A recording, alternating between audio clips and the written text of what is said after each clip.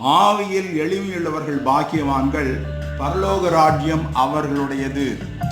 ஆவியில் எளிமை எத்தனை ஒரு அற்புதமான கிறிஸ்தவ நிலைப்பாடு!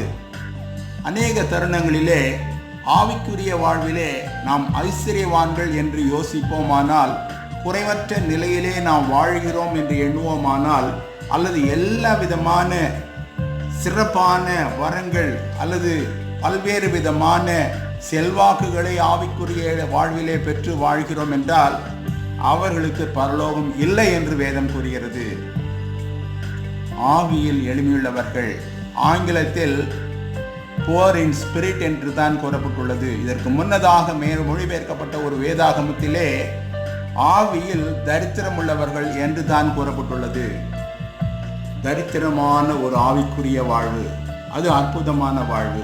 ஏனென்றால் நம்முடைய ஆவிக்கு பலன் இல்லை, நம்முடைய ஆவிக்கு சத்துவம் இல்லை, நம்முடைய ஆவிக்கு ஞானம் இல்லை, ஒன்றுமே கிடையாது. முற்றிலுமாக ஒன்றுமில்லாத ஒரு நிலையில் நாம் ஆண்டவரிடம் வரும் பொழுது அவர் தம் ஆவியானவரை குறித்து, அவர் தமது ஆவியானவரை நம்மில் நிலைநிறுத்தி வல்லமையாய் வழிநடத்த ஆவியில் எளிமையுள்ளவர்கள் பாக்கியவான்கள் என்று கூறுகிறார். நம்முடைய ஆவியிலே நாம் பெருமை கொண்ட மக்களாக காணப்படுவோமானால் ஆண்டவருக்கு உகந்த வாழ்விலிருந்து நாம் வீழ்ந்து போன ஒரு மக்களாகவே காணப்பட வேண்டும்.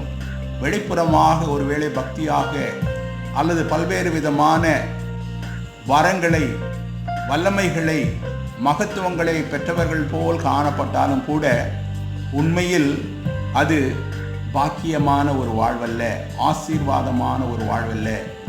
ஆவியில் அன்பான ஆண்டவர் இயேசு கிறிஸ்துவை ஏற்றுக்கொண்ட மக்கள் எளிமையுடைய மக்களாக காணப்பட வேண்டும். மூன்றாவது